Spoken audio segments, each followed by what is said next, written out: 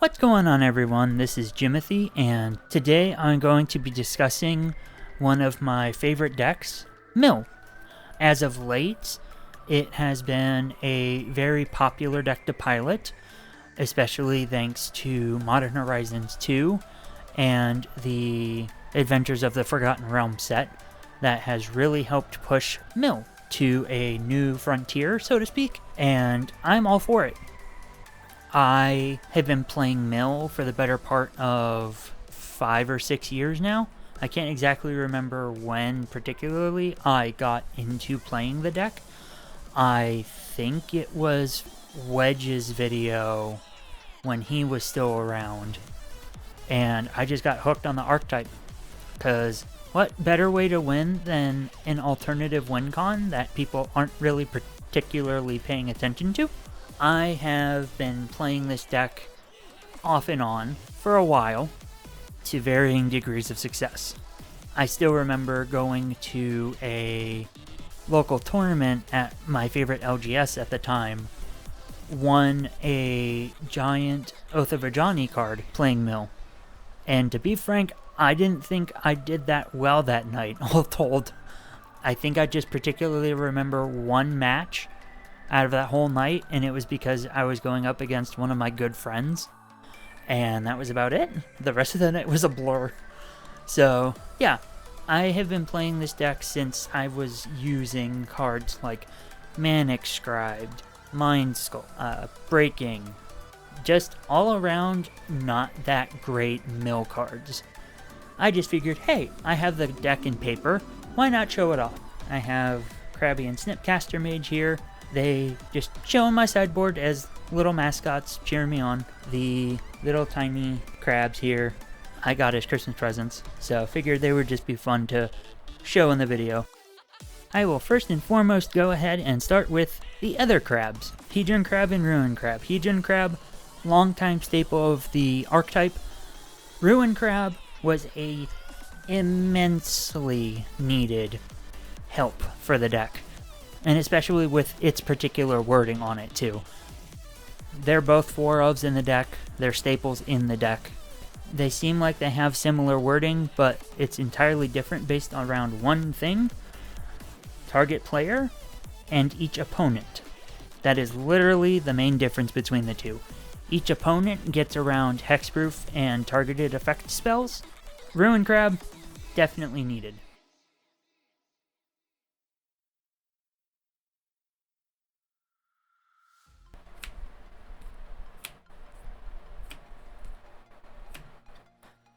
Next is probably one of the most famous traps in Magic, or at least for Mill's sake.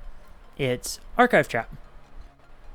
Definitely a very fun gacha card, and definitely a very known way for the deck to win. Definitely a backbreaking Mill spell, especially in multiples.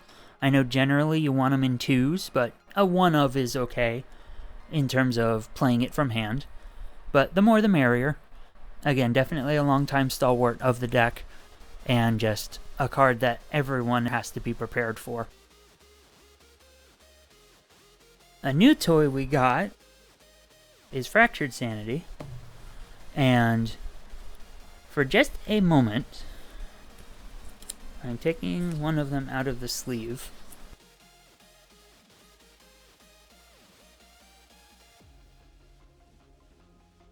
This foil makes me mad. And those of you might see it and say, what foil? Exactly. The Modern Horizons 2 foiling of these cards with the funky art. I love the art. That's why I got it in foil, and I thought it was going to be nice and vibrant and colorful, especially with the little lines of red everywhere and the pencil markings and all that. Nope. Just no. In comparison, the frickin' sketch art Esper Sentinel is beautiful. Nice foil, all that jazz. Fractured Sanity, afterthought. Anyways, with my gripe aside, the keyword of each opponent. Definitely a big help, because again, it gets around hexproof, shroud, The cycling definitely can give you a little bit of an out, especially if either you're missing a land drop or need another spell and not necessarily Fractured Sanity. It's just an all-around really solid card with a lot of upside no matter what stage of the game you're in. The fact that when you cycle it, it mills is fantastic. This one is a little bit of a personal choice. Maddening Cacophony. It is basically a slightly worse but also slightly better Glimpse the Unthinkable. Again, key phrasing each opponent. Kicker, necessarily you won't do unless it's either a very grindy game against control, or you're just land screwed a lot, or you just want to have a YOLO moment. Maddening Cacophony. I personally have been running 2 just to see how it compares. I know some people just run it as 4 ofs. I know some people do odd numbers like 1 or 3. And some people also just cut it out of the deck entirely. Speaking of Glimpse the Unthinkable, from going off of Maddening Cacophony, I personally am trying a 2 of split from Maddening and Glimpse just to see. If I don't like Glimpse anymore, I'll just throw in the other 2 Maddenings I have and just go from there. Or I could just replace them with something else.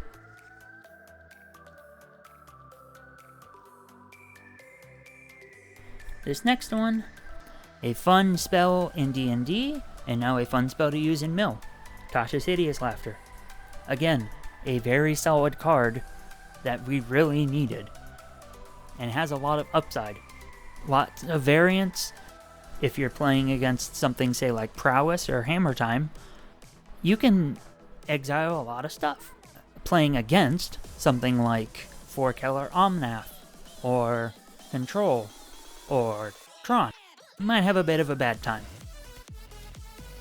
And I think that wording definitely helps in a lot of senses, again with each opponent, as well as the fact of it's not a hard set it has to hit 20, it accounts for the fact that you can go over.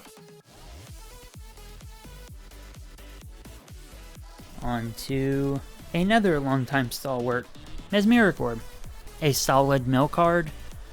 Pay attention to your triggers.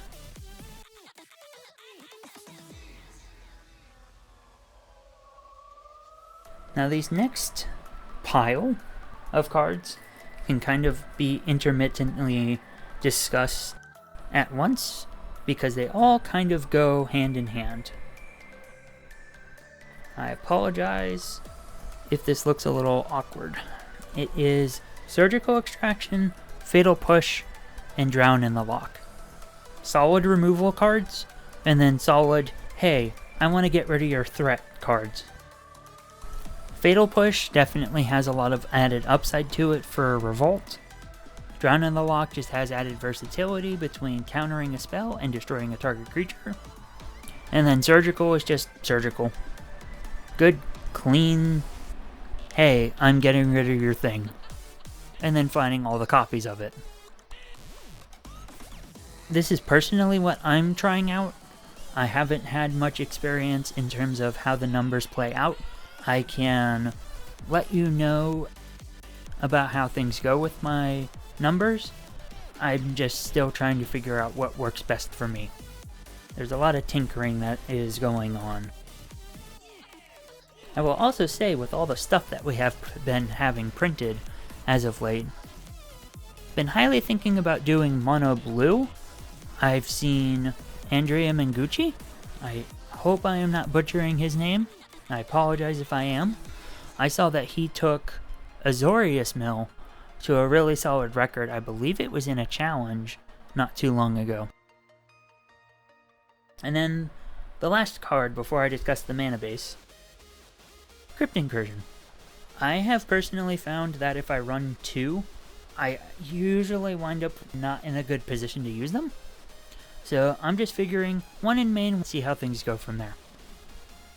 That key phrasing kind of helps things out, because say you have your crabs in the yard, you can target yourself with the Crypt Incursion and gain some life.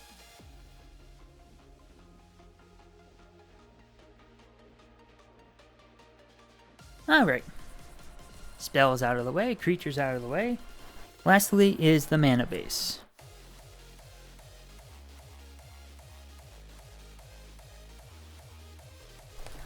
First up is going to be Field of Ruin, Flooded Strand, Polluted Delta, and Prismatic Vista. Some people run Fabled Passage instead of Vista depending on pricing.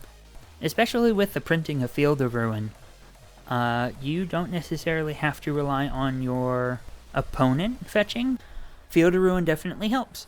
I remember when running Ghost Quarter to do that was a thing, but Ghost Quarter had the problem of a May in its text. The fact that Field of Ruin has both players, keyword saying each player, definitely helps.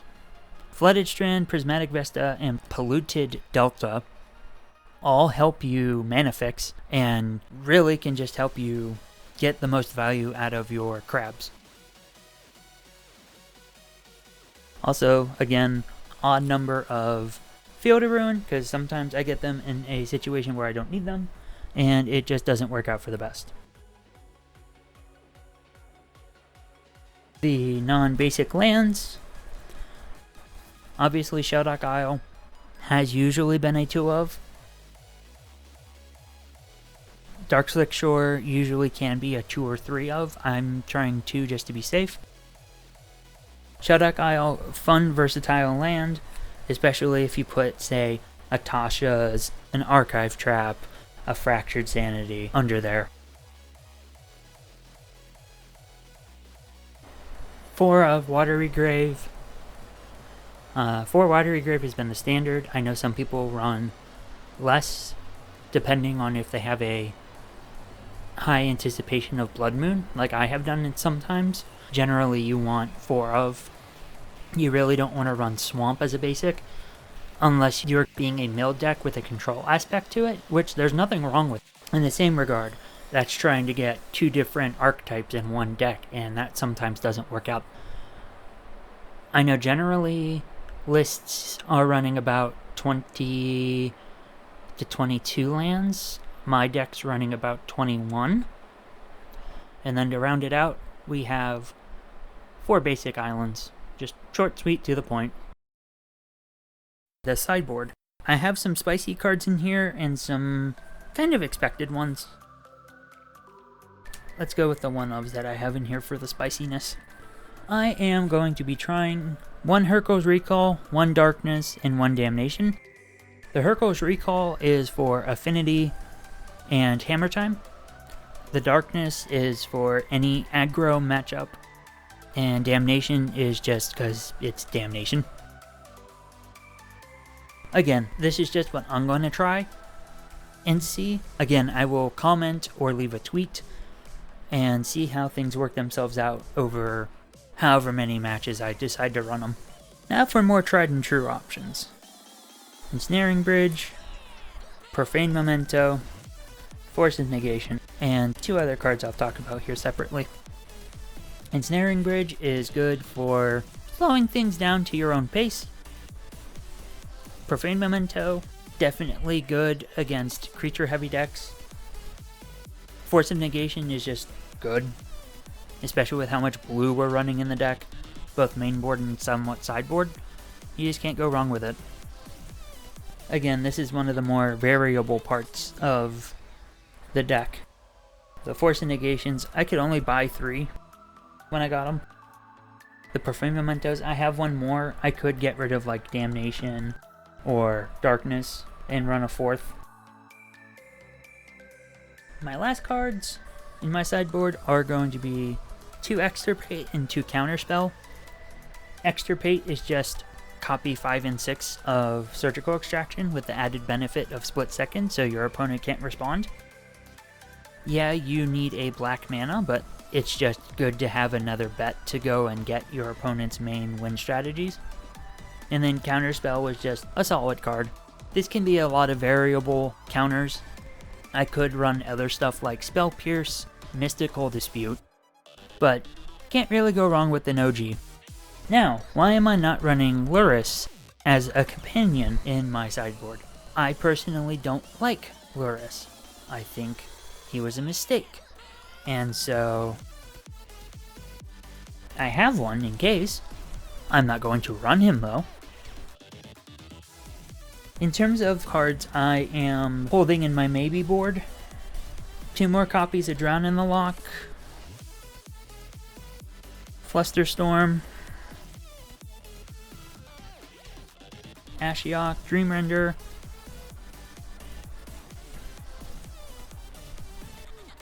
and most notably are my Visions of Beyond.